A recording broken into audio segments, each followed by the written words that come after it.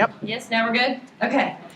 So we're going to get started. I'm really excited. I realized I haven't had the opportunity to meet you guys yet. I normally used to teach in PHP 100 for a couple lectures, and I didn't have that benefit with you guys last year. So welcome. For those of you that I may have met during the career roundtable or something like that, I'm Dr. Sherwood. I have a practice site that's about 10-15 minutes away, more like 20 today on the crummy weather, but down the road at Spring Harbor. It's an inpatient psychiatric hospital. So one of the things I really try to do, especially being with First Therapeutics, is I am very clinically driven, okay? So when I'm going through things, I know there's going to be certain things that are going to be like, why do I need to know that? Why do I need to memorize that? Ask questions. There's usually a rationale on how I can incorporate that back to why you want to think about your patients when we're treating that way. So I know it's a lot of a different style than you probably have had before. Dr. Teeter and I do have different teaching styles. So I'm going to throw that out there from the beginning. Mine are, directed a lot more towards like the drug pharmacotherapy with the patient interactions and all that. So most of my lectures, you'll notice that I go through patient cases for all of them and have them incorporated. If you guys have questions along the way, I have no problem. Raise your hand. I don't expect you to sit there and be mute the whole class if you have questions, so don't do that, okay? I actually have been really happy. I started Therapeutics 3. I used to teach Therapeutics 3 down here. We got to flip-flop the classrooms, and I kind of realized, I got to go back down to the basement. So I'm going to apologize ahead of time. I try and make my way down there to make sure I still include that half of the class, but this classroom is poorly designed. So if I'm missing a question over there, just yell my name out. That's totally fine, okay? So today we're actually going to start with, it's interesting, I was planning on teaching this as one of the last lectures with you guys until the whole redesign of what snow days caused kind of to happen. But it's actually one of my favorite topics because if you actually look at the implications it has on all psychiatric disorders, sleep disorders is going to be in all of them. Okay, so there's a lot of times people will wonder, well, why is sleep disorders? Sometimes you'll see it in neurology, sometimes you'll see it in psychiatry. I like to see it live in the psychiatry area a little bit more, and we'll go into why when we go through the slides as well. But you're going to see a lot of overlap. It makes sense if you have somebody who has an anxiety disorder, and they're really stressed out and they're worried. They're going to have some insomnia issues. Or if they're depressed, same thing can happen, right? Not enough sleep, sometimes way too much sleep. So that all kind of comes into play here. So when you're going through these, rule of thumb, I mentioned psychiatric disorders, but you want to treat the underlying condition the vast majority of the time when you're looking at patients. They're not just going to have a random siloed sleep disorder. They're usually comorbid, okay?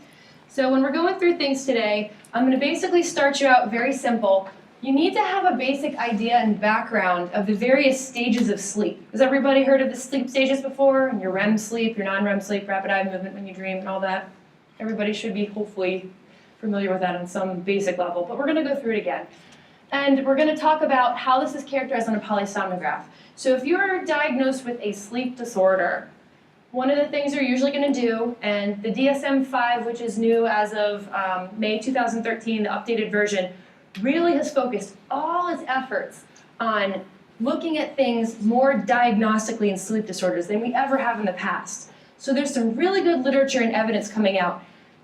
As we go through, and I'll mention this again, there's 88 recognized sleep disorders. There's no way I'm going to obviously cover most of this. I'm going to hit your primaries, which is going to be insomnia, narcolepsy, restless leg syndrome, and obstructive sleep apnea is kind of the most common of the sleep apneas. So realize that there's a lot more than that we're not going to cover today, but most of your pharmacotherapy, luckily for us as well, is kind of rooted in all those as well, okay? So you should have an idea of various causes. Again, look at your underlying condition, presentation of various sleep disorders. Even within insomnia, there's different subtypes of insomnia. So you have to know kind of what you're treating to pick the right medication. I want you to also know the importance of sleep hygiene and other non-pharmacologic therapies. It's amazing to me, and you'll see it highlighted in your slides, and I'll say it again, 70 to 80% of people who have insomnia, and sometimes even other sleep disorders, it's because of really poor sleep hygiene patterns that they've kind of let themselves fall into and then can't break out of, okay? So we're going to go through some things that might seem really obvious, but people don't think about often.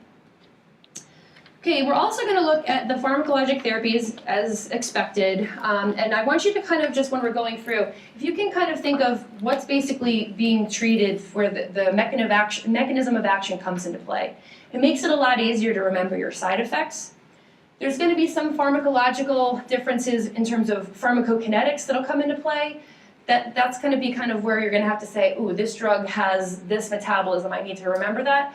But if you can remember the mechanism of action as a class, you can remember some of the side effects as well, okay? And which medications should be avoided in various sleep disorders. So depending on which sleep disorder, some of those will also pop up.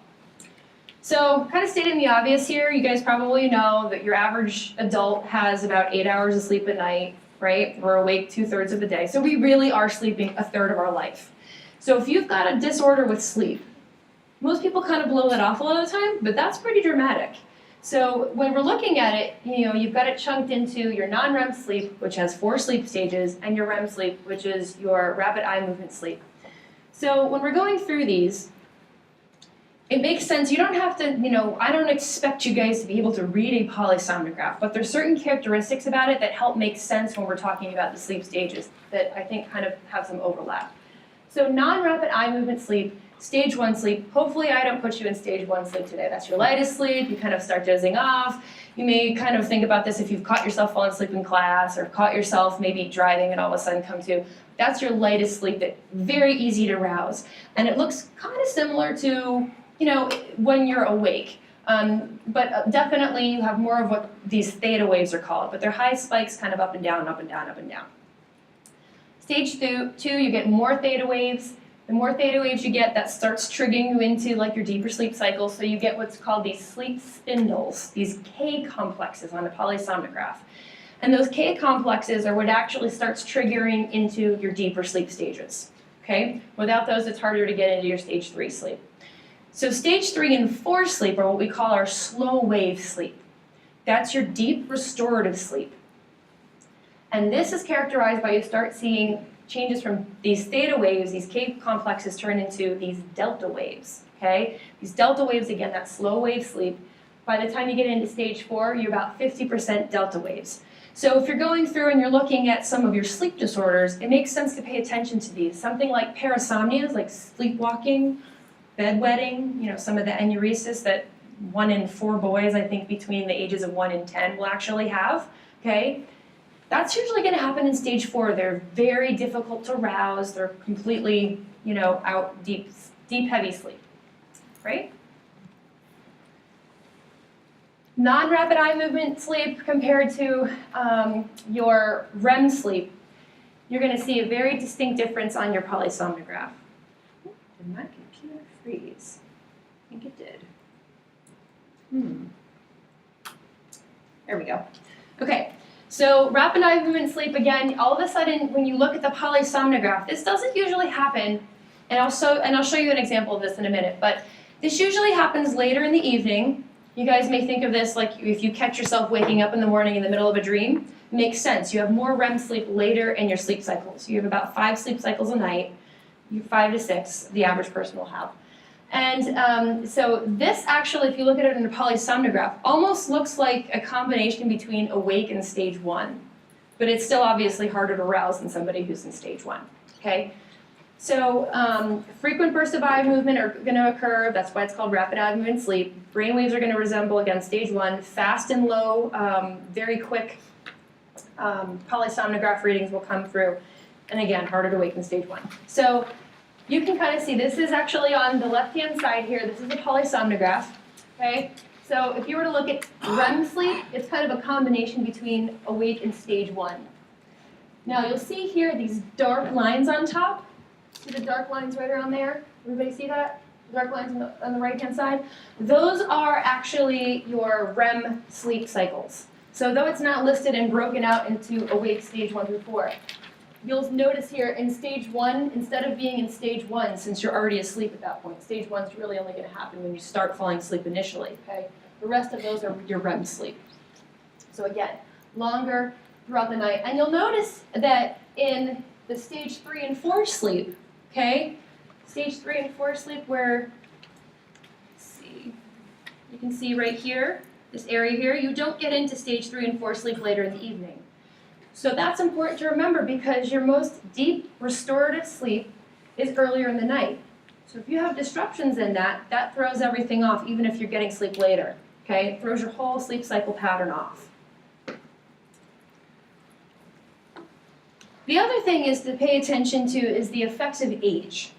So your normal circadian rhythms develop by the time you're 2 years old. If you look at a baby, I have 2 kids. I have a 4-year-old and a 6-year-old. You'll hear me refer to them for some crazy things here and there, I'm sure. And I remember when my baby was born, I'm like, God, this kid's never awake. They really actually sleep more than they're awake, right?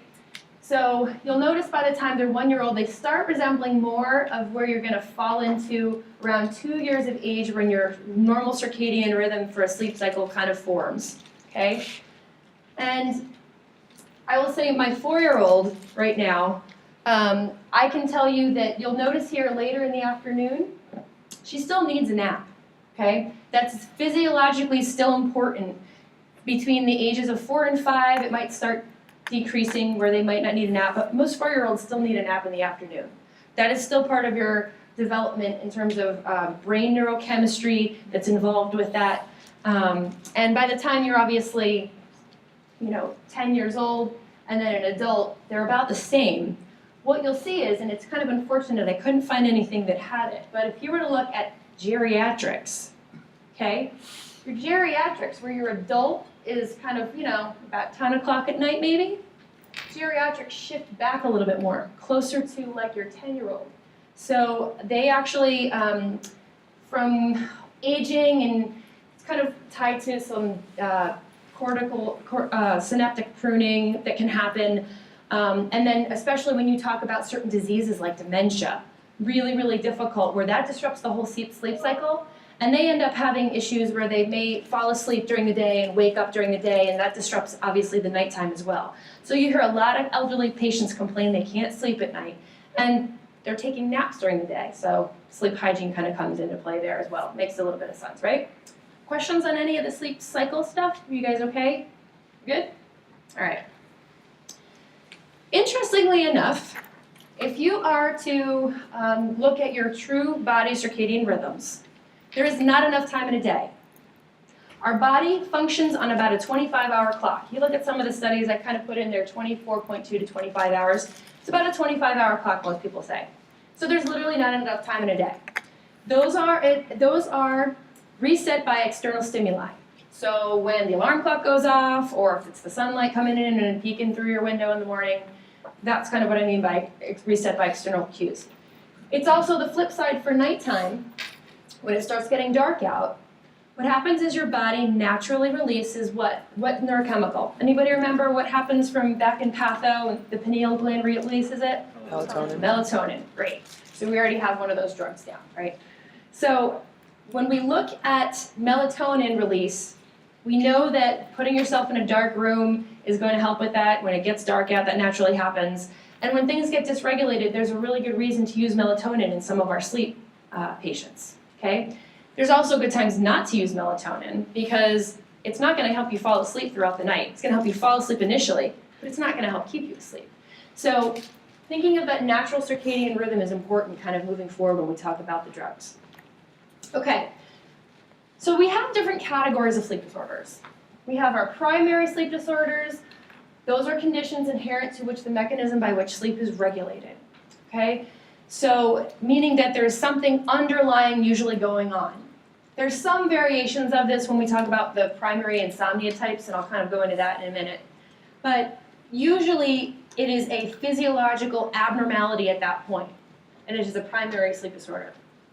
Secondary sleep disorders are just like they sound. There's usually an underlying condition, whether it's depression, whether it's they're not getting enough air because of respiratory or cardiovascular complications, whether it's pain, whether it's pregnancy, and any of those things, you clearly are going to have secondary conditions going on here, okay? So when we're talking about parasomnias, I kind of mentioned them earlier, those are like your insomnia, or parasomnias are going to happen in your deeper sleep, again, sleepwalking, bedwetting. Dysomnias are where your insomnia or hypersomnia come in. So Don't get confused with this and don't read into it too much. I know, like, if we were to talk about, say, a depressed patient who sleeps all day, that is actually hypersomnia, but it's probably due to the depression. It could end up being a normal pattern, and it could end up being partly a primary sleep disorder at that point too. I'm not going to ask for like you to sit there and be diagnostician on that. I'm going to try and make it clear when I go into an example of that. But just think there can be overlap, and secondary can turn into primary. Okay. All right. So when we're looking at our patients, this is actually one of my first years I was teaching. I had a student that came up to me. So that was down in Florida. You guys won't know who I'm talking about. But she was a 25-year-old black female who came into, let's say, the community pharmacy, complaining she can't sleep. She tells you she started having problems during this past semester in pharmacy school after exams. You guys all have normal sleep patterns during exams, right? Yeah. Yeah, right. Upon questioning, the patient tells you she drinks a lot of caffeine. Thank you, Pauline. Awesome, thank you. So if you guys want extra copies, I'll leave them up here. Feel free to come on up and get them. So she drinks a lot of caffeine. She never goes to bed the same time every day. And let's see, it started happening last fall, okay, since she started school. She's requesting to help give her something for her sleep, okay? And it's persisting into this next semester, so this is showing it's kind of a chronic pattern now, right? So when you're looking at your patient as a whole, you want to start out thinking some of the obvious, but the last sentence there, currently her only medication is Prozac at bedtime. Probably thinking of asking a couple questions there, hopefully, right? Why are you on Prozac? Is it depression? Is it anxiety? Is it premenstrual issues? Lots of different reasons we could have somebody on Prozac. So what other questions should you ask? What classifications for insomnia is she likely experiencing? What do you guys think so far? Kind of stating some of the obvious things we talked about already. Probably secondary, but it's persisting, so our fear is it could turn into a primary at some point. What classification, so what strategies could she implement to help her improve this condition? So sleep hygiene we're going to talk about, right? What medications would you recommend? And are there any drug interactions to be concerned with? Those are your typical questions that as a community pharmacist you'd be wanting to think about, okay? So, definition of insomnia.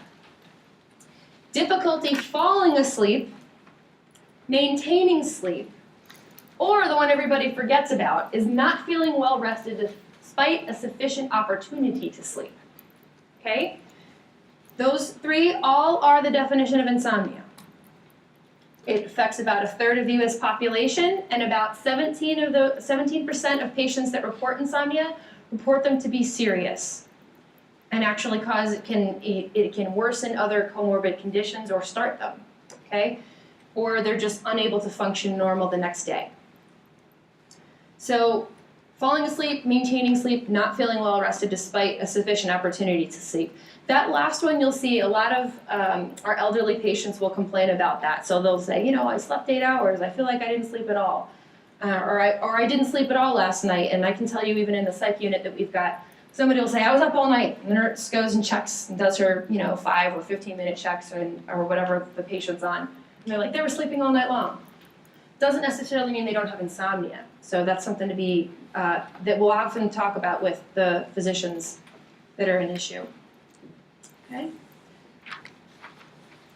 Common etiologies. So situationally, as you'd probably expect, stress is a good one here. Stress is one that most people will, experience, some sort of stress level being high and not being able to sleep. Ooh, great.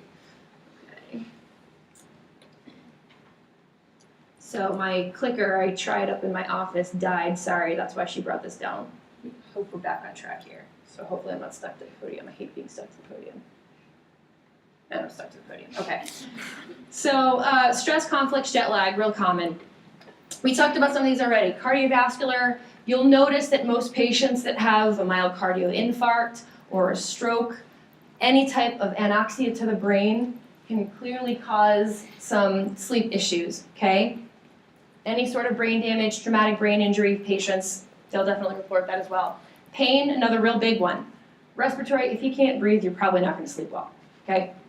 So that's some of them obvious. Endocrine disorders. Now, these are commonly missed. And I will say, even if you're talking about depressed patients, Dr. Teeter mentioned to you guys, like, hypothyroidism is something you have to rule out, right? Okay? Well, the opposite is also true. Okay? So whether it's hyposomnia, hypersomnia, you know, insomnia, also known as hyposomnia, right? So insomnia, endocrine disorders are really commonly missed. And it's not just thyroid. It could be diabetes. It could be estrogen levels are off. And it could be so many different things that kind of come into play here. So if you're really not sure what's going on, it's not a bad idea to have some sort of a doctor's follow-up with this and find out if it's really sometimes just a situational or it could be an endocrine disorder that's brewing. GI. If you've got nausea, if you've got vomiting, if you've got GERD, if you've got anything that's going on in your GI tract that's going to kind of cause you to be uncomfortable when you go to sleep especially, those are really common to cause insomnia. Neurologic issues, I mentioned traumatic brain injury, stroke already. A lot of your neurologic issues, seizure disorders, definitely can cause some sleep issues, okay? Pregnancy. Don't underestimate the sleep issues that happen with pregnancy. You already have hormones that are fluctuating, right? On top of the hormones you have fluctuating, you have weight changes. You probably can't sleep the same way you want. I'm one of those people that, like, I like to sleep on my side, and when you've got a big giant belly hanging out, I'll tell you with both my kids, I couldn't sleep very well. I had to stuff pillows there and all kinds of uncomfortableness. So those are things that, you know, if you're not having sleep in any of those usually are going to make the underlying condition worse as well. Okay? Psychiatrically, so we have a lot of issues here. The most common are going to be your mood disorders, your anxiety, and your substance abuse. So out of all your insomniacs, a large portion of them are actually going to have comorbid anxiety disorders or some level of anxiety going on. And anxiety is going to overlap with a lot of your other psychiatric issues, right? But substance abuse is one that often gets forgotten about too. So we're going to talk about alcohol for a little bit. If you have somebody who, I know Dr. Teeter spent some time on this with you guys, so we should be in the know. What's the half-life of alcohol?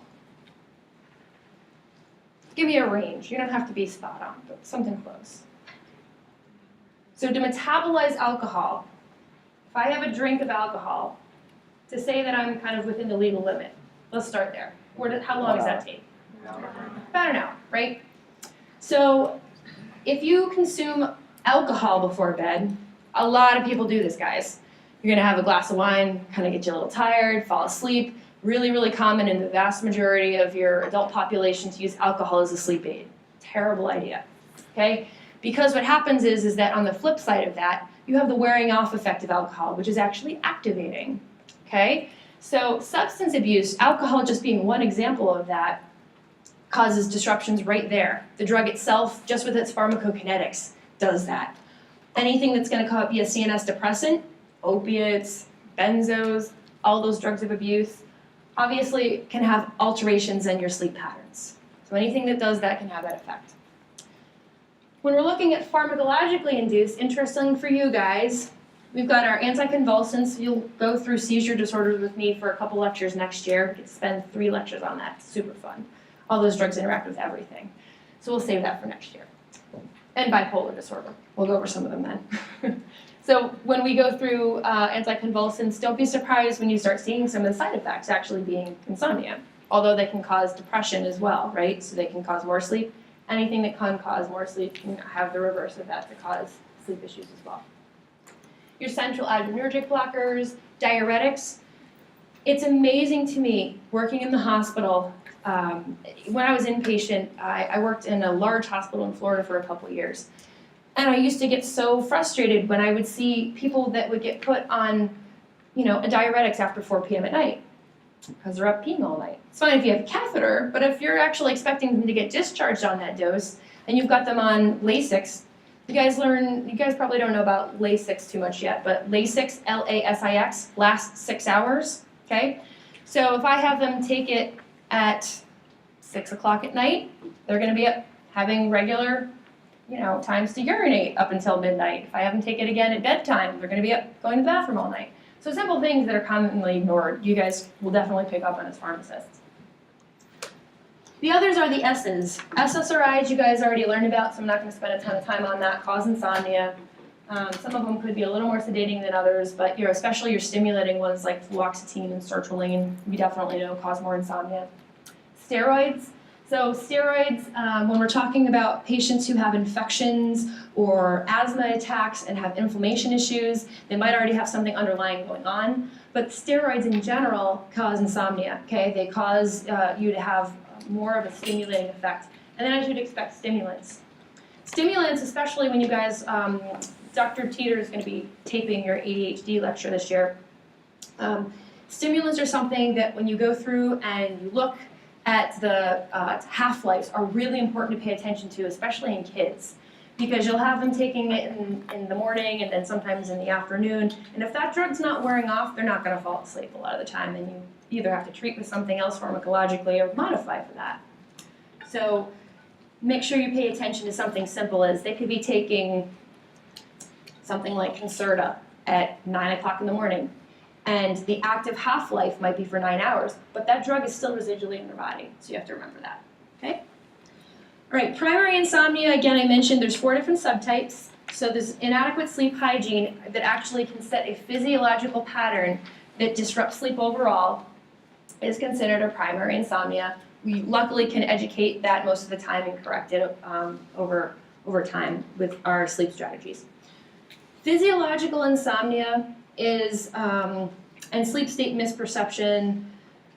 Physiological insomnia is a little more difficult because that one is, usually there's like a triggering event that happens, okay? So psychophysiological insomnia usually is gonna start with, say you're in a relationship and you break up, okay? And you're really distraught, you're stressed out, you can't sleep. Well, it makes sense at that time, but then you go 3 months later and you don't remember why you're still having insomnia issues, and then it becomes a chronic pattern, okay? So that's actually psychophysiological insomnia. That's a primary insomnia at that point. Sleep state misperception is kind of like we talked about, where you've got your elderly patient that says, I slept 8 hours and I feel like I woke up with the sleep. So that's kind of like your sleep state misperception. That you'll feel like you only slept a couple hours and you really actually had a full night's sleep. And idiopathic insomnia. Luckily, this one's a lot more rare. It's usually diagnosed in early childhood, okay? This usually, what they have attributed to is either poor maternal bonding or issues with an infant or a young child that has had either confusing signals from the parent or hasn't had normal bedtimes. And what happens is it feeds into a chronic pattern that is very difficult to get out of. We're talking goes into adulthood a lot of the time. So you're dealing with sleep medications a lot earlier. And again, it's much more rare, but much more severe to cause other comorbidities because of the stress that it causes in the body over time not sleeping. Okay? Questions on any of those? You guys good? Right. Non-pharm therapy, as I talked about, so your gold standard is sleep hygiene. Okay, gold standard, clearly, by and large, sleep hygiene. 70 to 80% of people with insomnia treated non-pharmacologically have a positive response. Okay, said that a couple times, it's highlighted, it's important. Cognitive therapy, relaxation therapy, stimulus control, all those other things can be used.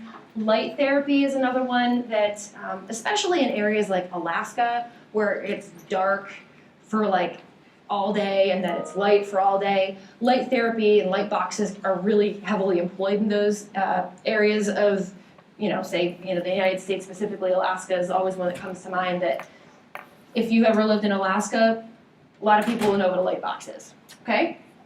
Similarly, you guys talked about that in depression, I would assume too, right? Yeah, okay. Sleep deprivation.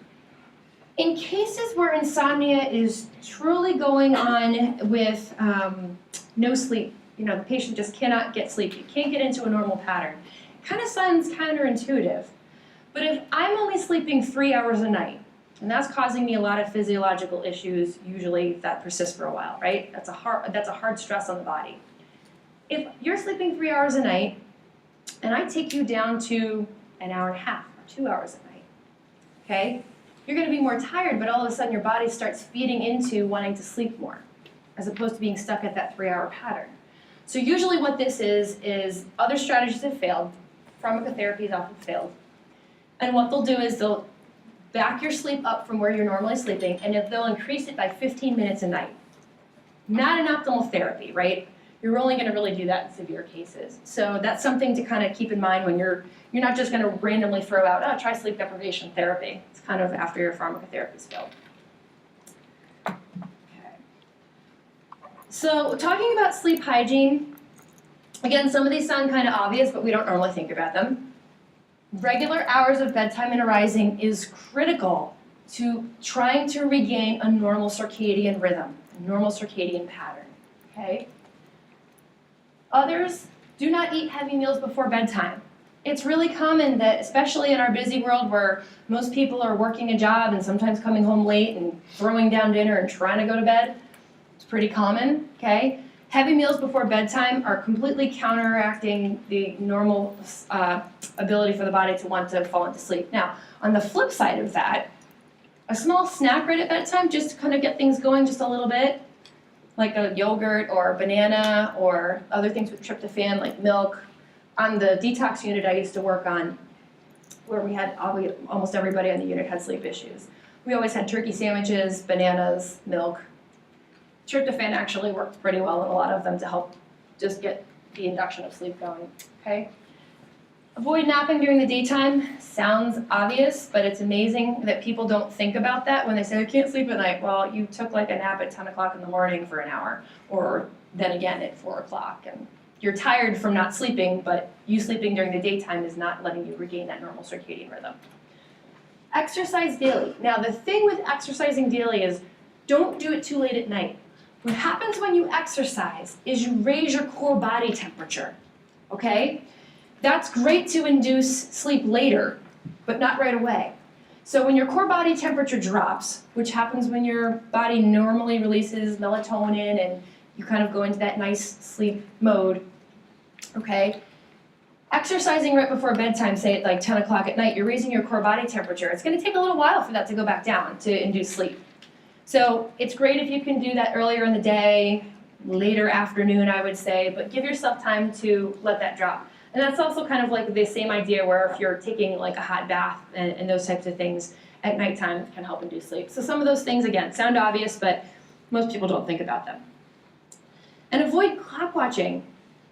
So who here hasn't experienced insomnia? Anybody never had a problem going to sleep? There's always like one person in class, and it still blows my mind. Like, seriously? Wow, that's awesome, good for you. But most of us have experienced it, right? I can tell you myself, one of the first things I do when I wake up is like, oh my God, it's 1 o'clock. Oh my God, it's 2 o'clock. Oh my God, I'm only gonna get like 3 hours of sleep now. That stresses you out more. If you have somebody who's got insomnia, we recommend taking the alarm clock or a cell phone, as most of us probably use, right? Throw it in a drawer. You don't need to look at it until you're supposed to wake up and the alarm goes off. You'll still hear it in the drawer, okay?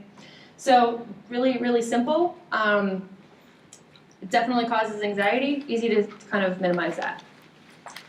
Minimize cigarette smoking and caffeine before bedtime. Kind of the same thing as our diuretics I had mentioned. Usually we don't recommend anything that's stimulating after 4 o'clock if you're having true sleep issues. For your heavy smokers, that's going to be awful difficult. Try to tell them not to have a cigarette right before they go to bed. It's still going to happen, and you're going to deal with it with those patients, but that's what you're going to recommend, okay?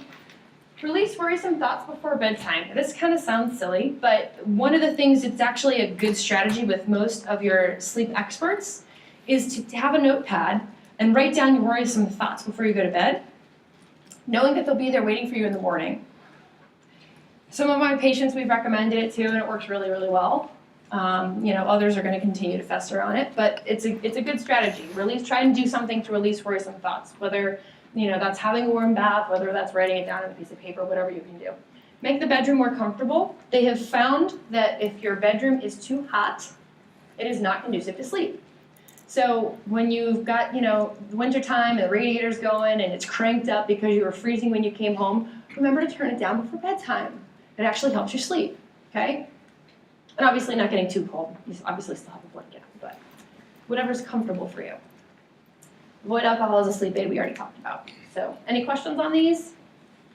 Pretty simple, right? Probably haven't stopped to think about them ever because why would you? But that's there.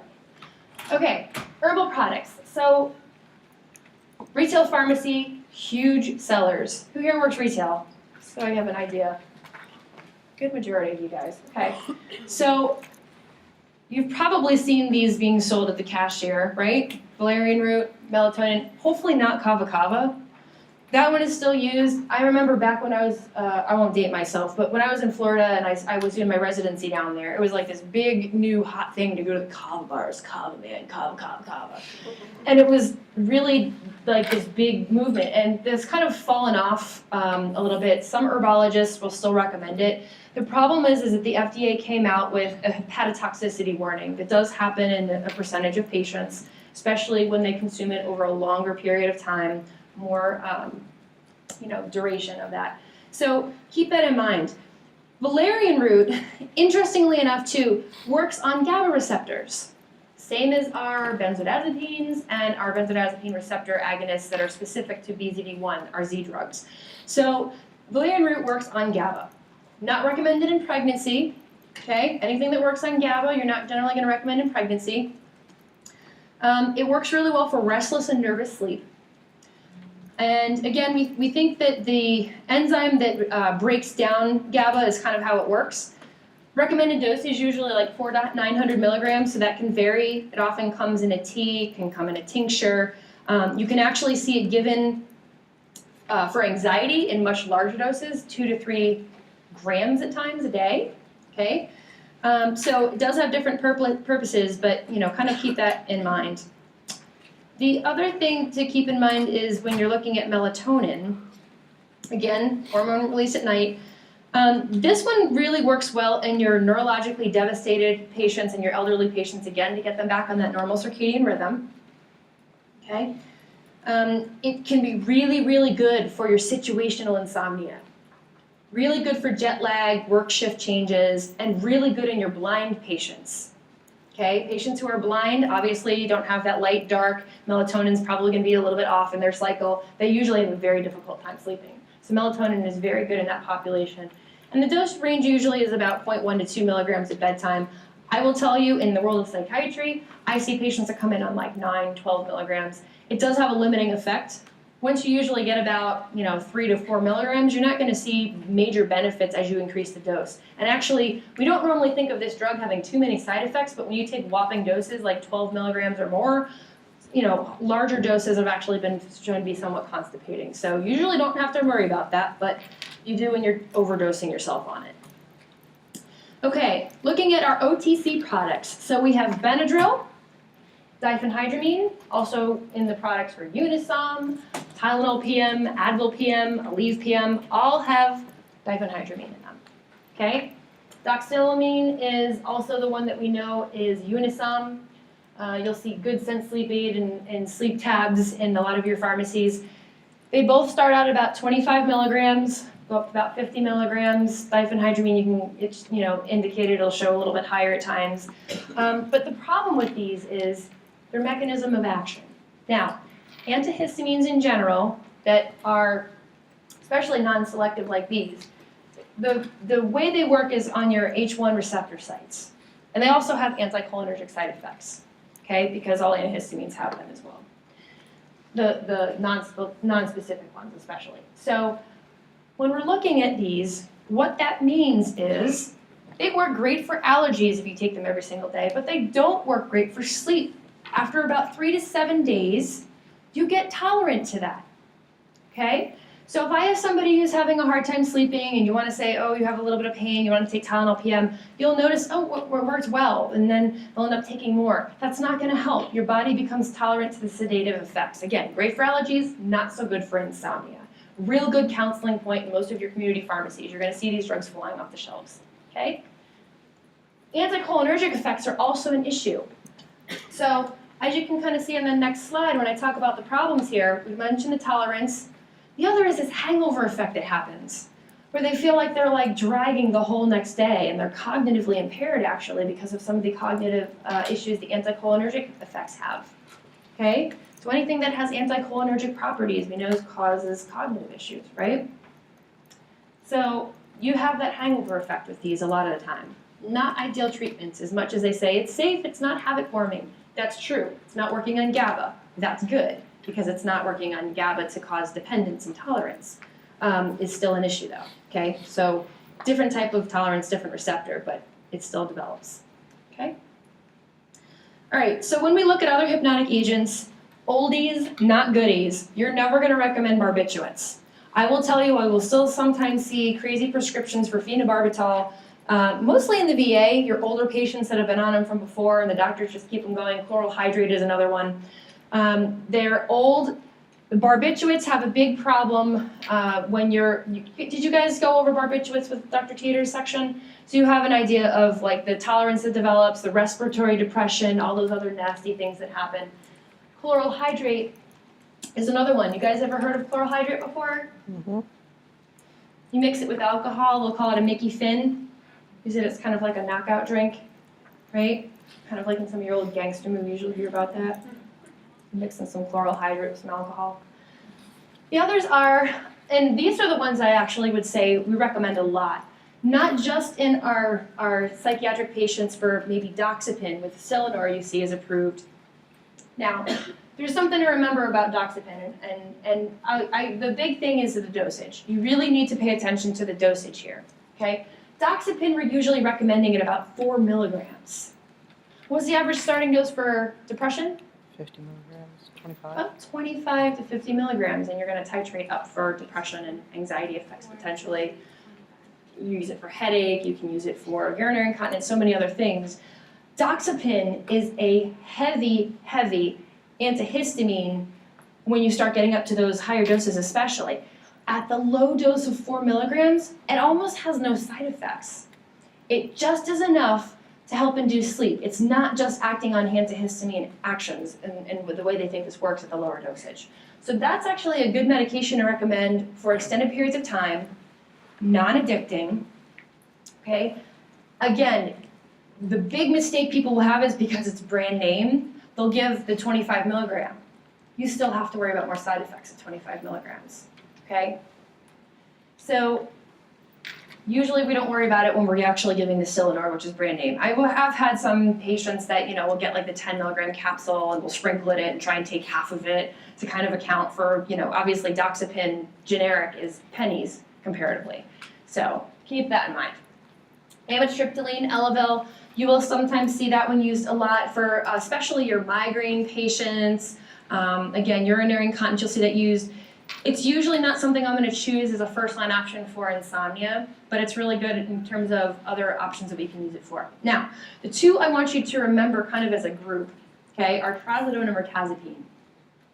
Trazodone, when you use it as an antidepressant, you're talking about large doses and dosing it multiple times a day, okay? You're usually dosing it between 300 to 400 milligrams to act as an antidepressant. So if I am going to dose this for sleep, I'm never going to see doses over 200 milligrams. Actually, the lower the dose, the more you're going to see sleep effects. I didn't say more better. I almost did. But trazodone, interestingly enough, has a dual mechanism of action. You guys remember about that? It's alpha, centrally acting alpha effects to a certain extent, and it also has serotonergic actions. So when you get to the higher doses, you almost see this crisscross effect from sleep and then the opposite of sleep kind of going on. So when you actually can have some activating potential, the higher doses, and it really doesn't work well for sleep when you're treating above 200 milligrams. Mirtazapine, similarly, 7.5 to 15 milligrams works really well for sleep. Really well for sleep. When you start getting up to about 30 to 45 milligrams, which is your max dose, really good as an antidepressant, anti-anxiolytic, okay? Mirtazapine has the same issues as trazodone does. Has a little bit more stimulating properties to it, okay? So don't forget that. Those are very dose dependent. I wouldn't recommend it as an antipsychotic for sleep without having that understanding behind it, okay? Know it's gonna have some limitations when you get up to higher doses for anxiety or depression. Okay. And don't forget about mirtazapine. The side effects for weight gain and potentially causing some diabetic issues with ketoacidosis because of the weight gain, hypertension, all those things that can kind of happen with it, they're still there, okay? Even at lower doses, it usually is a very good appetite inducer, okay? Works really, really good in our anorexic patients that don't want to sleep. Okay, non-benzodiazepine agents are Z drugs. Remember, these as your Z drugs. Now, your non-benzodiazepine agents, as well as your benzodiazepines that we're going to talk about, are all called BRAs, benzodiazepine receptor agonists. The difference between these and your benzodiazepines is they have selective activity. They all have the same mechanism of action, all three of the Z drugs, but they selectively act on benzodiazepine 1 receptor. Okay?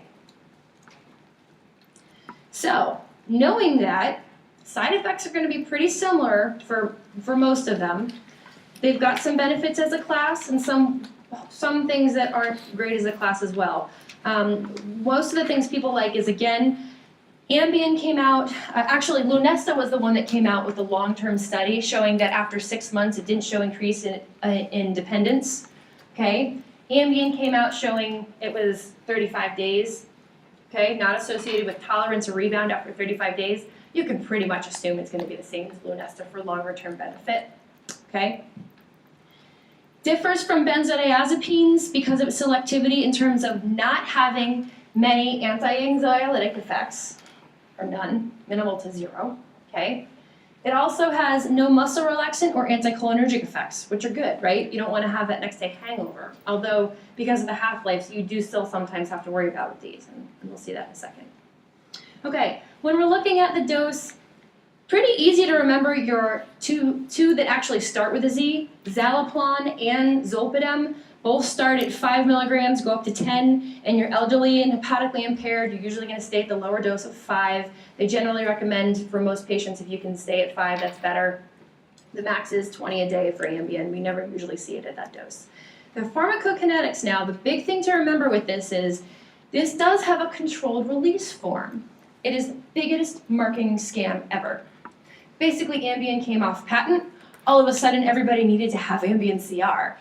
So what the Ambien CR is the top, if you were to look at the tablet, say the top of it is immediate release, gets absorbed right away, same as your long-acting, or your regular generic rather, Ambien.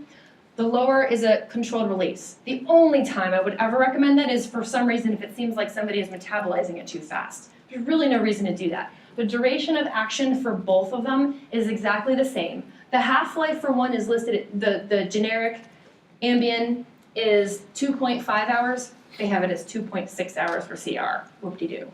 Okay? So when we're going through, again, Sonata, this one is great in terms of its effects overall. This drug has a very quick onset and a very quick offset. It lasts about 3 hours. So if I have somebody who's flying across the country and wants to sleep on the plane and wake up by the time it lands, that's your drug, okay? It also is great to help you fall asleep, and if you only have an issue falling asleep, great. You don't have to worry about it. But if you wake up again, say at 2 a.m., and you still want to sleep for 3 hours, you can take that and it'll still be worn off by the time you get up. So the duration of action on this one is important to kind of keep in mind, okay? See that 3 hours there. All right, Lunesta, again, this is the one that did the longer-term studies. No evidence of tolerance throughout 6 months of nightly use. It's interesting with this one that though it has all the same side effects as, your Ambien and your Zaleplon, Sonata, this one has an unpleasant taste. It's almost like a bitter metallic taste that patients report. And up to 42% of patients that'll discontinue the drug report that. So that's a high percentage. You really want to counsel your patients that they may get a metallic taste and it may not go away, okay? So that is actually one of the limiting reasons to switch off of this medication. Not everybody gets it, but it is pretty common. This does have a little bit dosing. It's either 1 milligram starting out in your elderly, hepatic impaired, or those patients who are on other 3A4 inhibiting drugs, your potent 3A4 inhibitors. And usually you can see the average dose is 2 milligrams. You can go up to 3 milligrams if you need to. Again, similar duration to Ambien. This one's 7 to 8 hours. Half-life is a little bit longer with this, so the active half-life is a little bit different than Ambien. But pretty similar. Now, Rozerem, Ramelteon. Do you guys remember a couple years ago that stupid commercial with like Abe Lincoln in the top hat and the groundhog or something like that? And they kept talking about Ramelteon, it's the greatest thing, no tolerance to this drug. Well, if you look at its mechanism of action, melatonin agonist. Amazing, they've never done a head-to-head study comparing it to melatonin. So I usually recommend for most of our patients, if you can get your insurance to cover it, good for you, go for it. That's a nice way not to have to worry about buying it off the counter, okay? But if you have an issue and you really want to try this medication, melatonin might be a good option for you, okay? This drug, it is important to remember, it's really easy. There's only one dose. They found in studies when they doubled the dose to 16 milligrams that it showed no improved benefit in sleep. Again, it's melatonin, kind of the same limiting effects as melatonin has we talked about, right? So higher dose isn't necessarily going to help that much. Going to help you fall asleep, not necessarily stay asleep, okay? Metabolized by CYP1A2. Don't forget that. You will see drug interactions with this drug. And it does have drug interactions because of that. So things like Luvox, right? CYP1A2 inhibitor, going to be problematic. Cimetidine, fluvoxamine, real common inducers, or inhibitors, okay? So quick onset and duration of action, very similar to what you'd see for melatonin. Okay, now I'm going to hit our biggest class that you'll see used, not necessarily the best for sleep, is probably your benzodiazepines. A benzo is a benzo is a benzo is a benzo, right? There's 5 drugs that are FDA approved because they're old and they got approval for insomnia. Any of your benzodiazepines are going to induce sleep, okay? So when you're looking at these 5 drugs, the vast majority of them, you're not going to see recommended as much anymore. I would like to see you, if you're going to recommend something, out of all of them, temazepam is the intermediate acting one, okay? Most commonly, you're still going to see drugs like Ativan, lorazepam, or you may see drugs, or Klonopin, that's the other one. Klonopin's not that bad for sleep, actually, because it takes about a half hour to 45 minutes to kick in, which is important to remember because it takes a little bit longer to get on board, very similar to temazepam. Those two have issues. They're both about intermediate acting drugs. They take about a half hour to 45 minutes to get in the system. So I'll tell you problems you'll have in the hospital systems, really commonly, is they'll have either temazepam, Restoril, or Klonopin, clonazepam on board for sleep, okay? Take one tablet, half hour later, the patient's like, this drug isn't working for me. May repeat, so they give another one. All of a sudden, the patient fell asleep. Oh, they really need a higher dose. No, it's just the first one kicking in, okay? So you want to keep that in mind when you're talking about temazepam. The pharmacokinetics are what's going to make you choose one benzo versus another. So non-selectively, they are going to bind to benzodiazepines. You'll notice that on the sleep stage, these have a direct effect, which is why they're not my preferred agents. Your Z drugs, Zolpidem, Zaleplon, Eszopiclone, your 3 Z drugs don't have as much of an effect on your sleep stage, where benzodiazepines are going to increase your stage 2 sleep, decrease your stage 1 and 4 sleep, don't have an effect on REM usually, okay? So the fact that they're having a direct effect on your sleep cycle, not the most optimal drugs. They're all going to cause sedation. They're all going to help out generally to increase sleep time. They're going to have decreased latency to sleep onset and number of awakenings as well. Okay? They all do that for the most part, except for the ones that are very short acting we're going to talk about here. So, Estazolam, 12 to 15 hours. Who wants to take a pill and sleep for 12 to 15 hours most of the time? Unless you're deliberately trying to be depressed and not leave your house, right? So that drug is not really an optimal drug anymore. You may still sometimes see it coming across, the counter, but it's really not recommended very much. Flurazepam. Flurazepam looks great if you look at the parent half-life. This is a common mistake that people will do too. Don't make this mistake. Parent half-life is 8 hours. Parent's not really pharmacologically active as much as its active metabolite.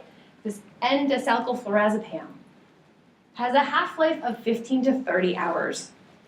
So if you want to have it used for anxiety, keep somebody on a benzo dose for all day, and when you give it to them at bedtime, that'll do it. Not the greatest for insomnia. Okay? So your clonazepam, another one, 39 hours, not optimal. Okay? So your older drugs, Prosom, Durel, those brand names you won't even see anymore. You're just pretty much going to see the generics there. Not optimal. Temazepam, again, Restoril is the one you are going to see. You should be very familiar with Restoril, probably in the pharmacies. Those of you that work there, right? You've all seen Restoril, Temazepam? Probably. Yes, maybe? No? Mhm. Yeah, okay, good. So it's still up there in your top 200. And triazolam. Triazolam, brand name Halcyon, was a huge drug back when it came out because it works for sleep. It has a very quick onset, short half-life, so you're not zonked out the next day. The problem with triazolam is the same problem you would have if you gave Xanax. Xanax and triazolam have a very quick onset, but they also have a very quick off. So it almost has a rebound effect, can have some rebound anxiety effects with the withdrawal of the drug. Not an optimal drug anymore, okay? All right. Questions on those? You guys okay? Good? Okay. So overall, again, insomnia is highly prevalent. Look at the underlying problem. It's not usually the primary disorder. Look at your sleep hygiene. Non-pharm options first before you jump to drugs all the time. Everybody always just wants to take a pill to fix it. Most of the time you don't have to, okay? When you're looking at drug selection, again, I can't stress enough, pay very close attention to your pharmacokinetics. Those that I mentioned that have drug interactions, you need to know, and your drug disease interactions, okay? So, for example, if I had somebody, who had a drug history of abusing benzos, probably not going to use benzos in that patient. I'm going to look for my non-addictive therapies. Okay, so going back to our patient case, drinking a lot of caffeine, not having normal bedtime hours, kind of see where we're going with this, hopefully. And the Prozac itself, what we talked about out of your SSRIs is more what? Activating. More activating.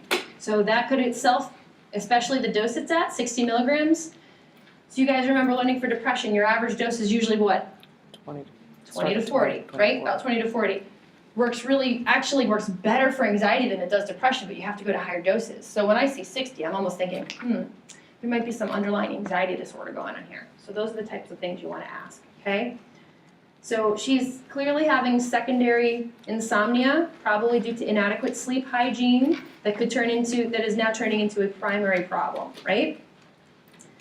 So we can give her some of our sleep hygiene strategies. Anybody recommending medications for her? Not yet. I wouldn't. I'd probably look at number one, why is her Prozac being given at night? Right? That's just dumb.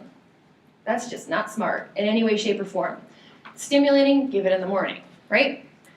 So when we're looking at drug interactions, make sure you remember, luckily with Prozac, there's not as much, you've got your 2D6 inhibition you might worry about, but nothing really too much with our sleep meds, so that's not an issue.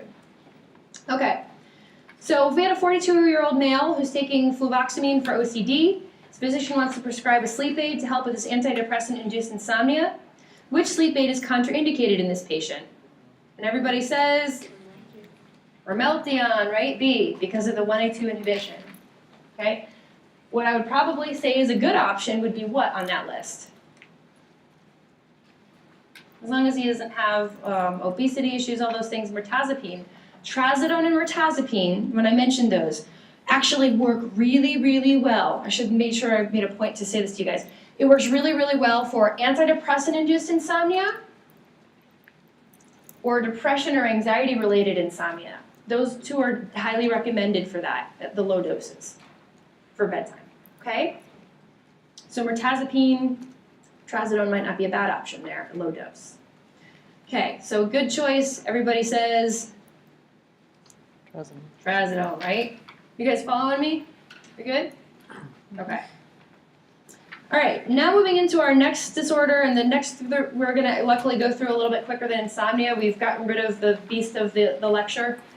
Moving on to narcolepsy.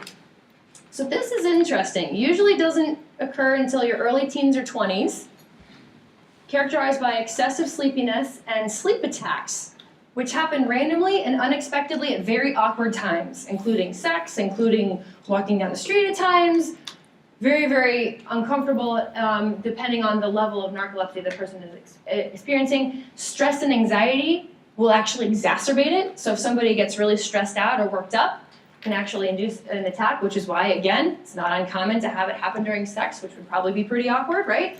So normally people that have this The difficult thing is making sure you have other people on board knowing that this is a real disorder and disease, okay? Because it's not an excuse, it is these irresistible episodes of sleep, usually very easily diagnosed on a polysomnograph, okay? You kind of stress the patient out, they end up having a sleep attack, they can clearly see it on a polysomnograph. They usually last about 10 to 20 minutes and then will wake up again. Not surprisingly, a lot of them will have issues falling asleep at nighttime, right?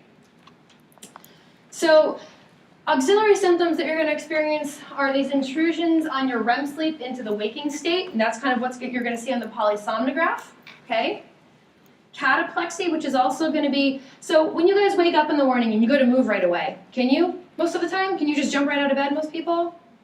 No, your body almost has like, especially if you're woken out of a deep sleep. That's what cataplexy is like, okay?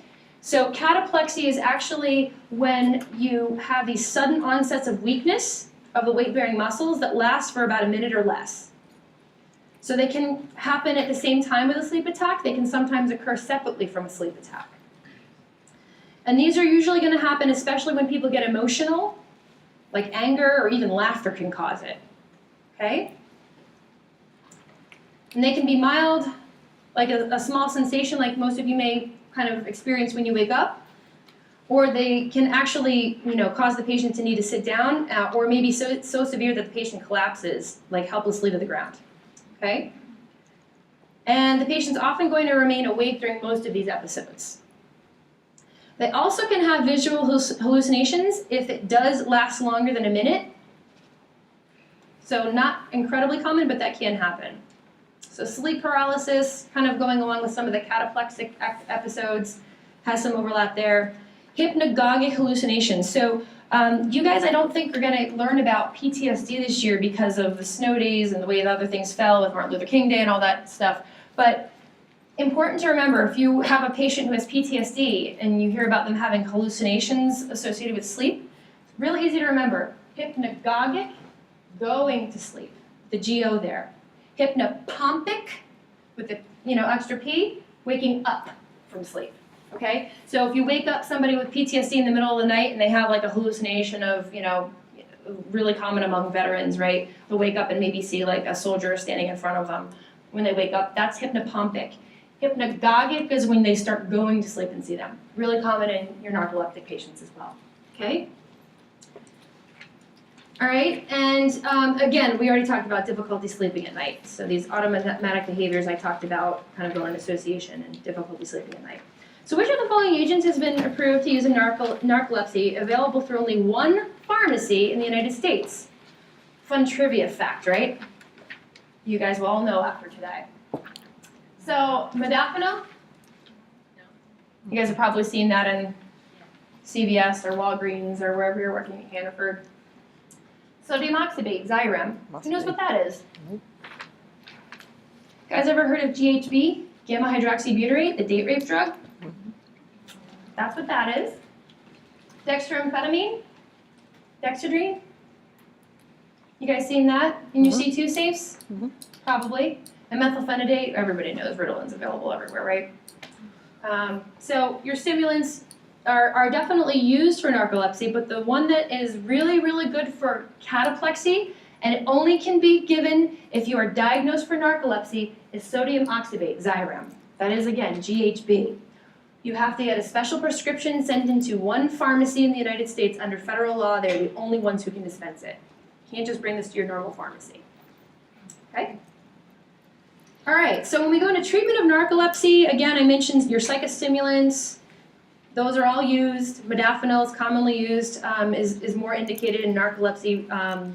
It's just more commonly recommended just because that's part of its indication. Again, adjunctive agents for cataplexy.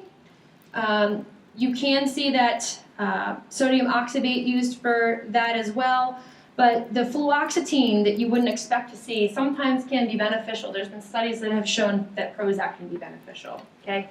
Old school, kind of run back to your TCAs if that's not working. Selegiline. Now selegiline you'll learn about when you have Parkinson's disease. Selegiline actually has amphetamine metabolites that the drug breaks down to. So it's not surprisingly that it's going to help not only to help keep the patient awake, but it actually can help out for some of the cataplexy as well. And other agents like your tranylcypromine, your MAOIs, if everything else is failing, codeine has sometimes been shown to be helpful. Remember, hopefully not in your patients that are rapid 2D6 metabolizers, or can't metabolize that, rather. And again, the GHB. So not uncommonly, if you have a true narcoleptic patient, you're going to see them on GHB. Again, helps for the cataplexy and for the narcolepsy overall. Okay? Always try and maintain your good sleep habits and minimize your sleep attacks. If you guys go and look at your DiPiro, your table 55.4 goes through all your drugs for your doses and all that. I'm not going to be specific and ask you for a specific drug, but as a pharmacist, you guys have to start keying into the idea of your average dosage ranges for these. So, if I tell you a patient is on, let's just say dexedrine 30 milligrams a day, is that a typical dose for narcolepsy? You should have an idea. Yeah, it's kind of the same for ADHD. Sometimes used in depression, your average doses, that's all, okay? I won't pin you on that for an exam. All right, restless leg syndrome, we're gonna go through this pretty quickly. So you've got common etiologies are usually iron deficiency. If you have somebody who has between 50 to 75 in their serum iron coming back, they're often gonna report restless leg, and if they're less than that, you definitely are recommending iron supplementation. Commonly with pregnancy, very, very common to have restless leg, and renal failure, any kidney issues as well, okay? Feels like pins and needles or cramping, and the patient has to kind of have these strange sensations to keep moving at night. Pharmacotherapy. So the most evidence has actually been done on Klonopin at 0.5 milligrams at bedtime, but the FDA has now approved and has a high level of evidence for your dopaminergic agents like your Mirapex, which is pramipexole, or your Recrip, which is ropinirole, okay? So those are often used, and L-DOPA, levodopa therapy, which is usually given as Sinemet, because you have to give it with carbidopa. We'll go into that a little bit more when you guys, basically carbidopa helps your levodopa from getting into your periphery where you get side effects like nausea, vomiting. You really want it to get into the brain. So carbidopa helps pull it up into your central nervous system as opposed to in your periphery. And basically, anything that's going to help increase your dopamine levels has been shown to help out for restless leg. I don't recommend it unless you really have severe restless leg because of the potential side effects that are there, okay? So the other thing is when you have painful RLS, I don't know why that popped up as pregnancy. That actually should say gabapentin here, okay? Scratch out pregnancy, that should say gabapentin. There's a new form of gabapentin that's been approved that they recommend taking at 5 o'clock in the evening at 600 milligrams, and that has been shown to be helpful for restless leg. That was recently approved not too long ago, okay?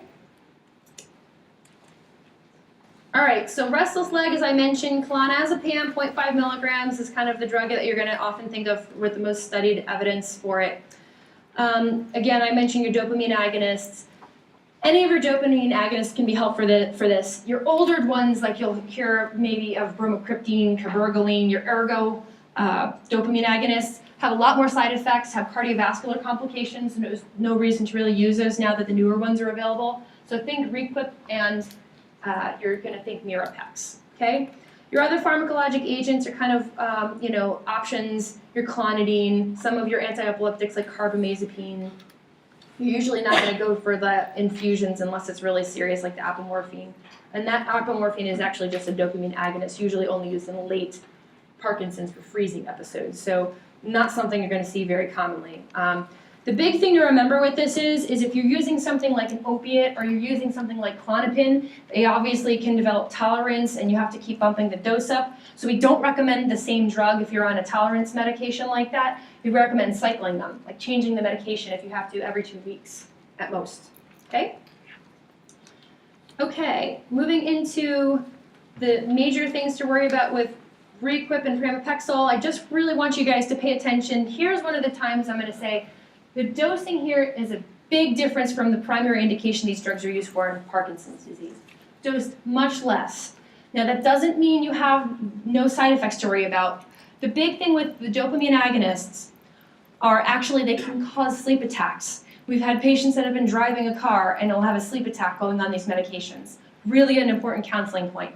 Luckily, when you're giving it at bedtime for sleep, though they sometimes may help cause insomnia at times, Most of the time they're not. At the dosage you're giving, they're going to help for RLS. You don't have to worry about as many side effects, but you still have to counsel the patients on it because they can be severe.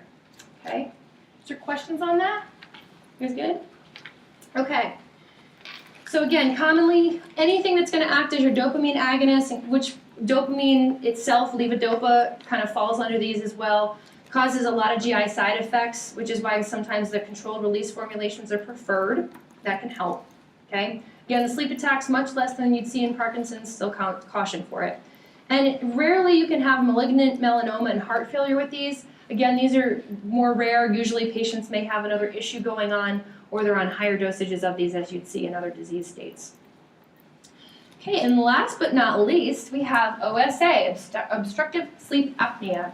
Now there's other types of sleep apneas, like you'll sometimes see central sleep apnea, but the primary one that you guys are going to be worried about with most of your patients is obstructive sleep apnea. So this is repetitive episodes of nocturnal breathing cessation. So basically the patient is going to stop at night and often will start choking on the back of their throat, okay? So as you can imagine, they're often having apneic episodes when this happens, so decreased oxygen to the brain, very dangerous. Very large increased risk of morbidity and mortality in these patients. So we want to treat that, okay? The big thing with this is, I don't know why that is showing up in black. That was nice and yellow when I looked at it before I posted it. But that says estimated 50% of patients with OSA are overweight. That also means 50% are not. Everybody always thinks of this disease as a disease of the obese. Not true, okay? A lot of patients have this, especially those that have deviated septums with their noses, other breathing issues sometimes it can happen as well.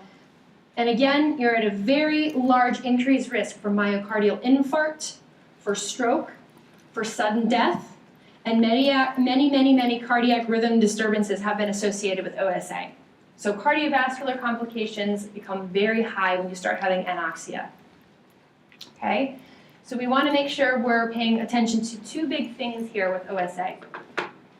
The first is looking at your non-pharmacologic options. Your treatment of choice is generally going to be the simple things that you can do, like weight loss, okay? Sometimes they'll do tonsillectomies. They'll actually go and do some of the nasal septal repairs. CPAP is what you want to remember. Continuous positive airway pressure. If any of you work in a pharmacy that has home health products, CPAP is a common thing that you'll see that often is sold there. The other is a uvulopalatopharyngoplasty. Say that 5 times fast. Took me a while to get that one down back in the day. That one, they actually go in and they actually cut out the uvula in the back of your mouth. Okay, just like it sounds. Right? Everybody could have guessed that. And then potentially having upper airway resection. So pharmacologically, this is the second thing. Remember, your CPAP is your recommendation. Avoiding CNS depressants is your other. So things like benzos, things like opiates, anything that can act as a central nervous system depressant, especially those that are tied into your respirations. Anything that has the potential to decrease respirations. Again, opiates were notorious for that, right? You're not going to recommend. They have found that in mild apneas that protriptyline has been studied and can help if it doesn't have a lot of carbon dioxide issues, hypercapnia.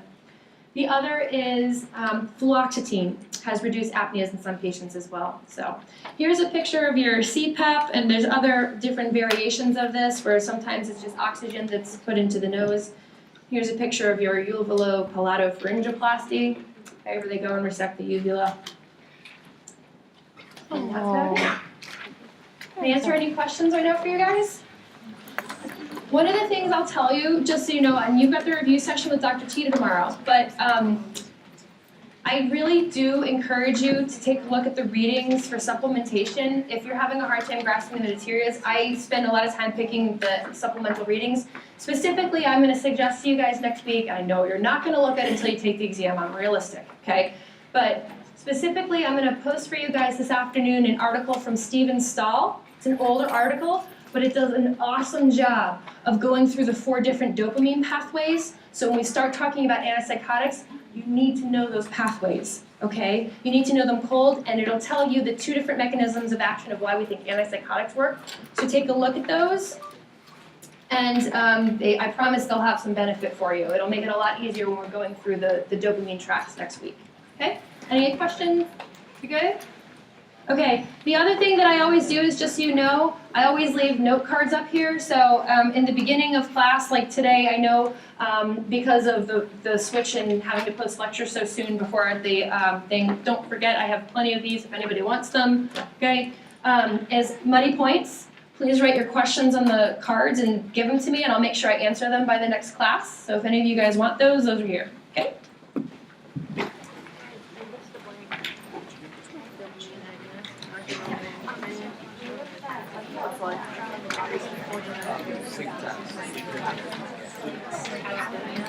Yep.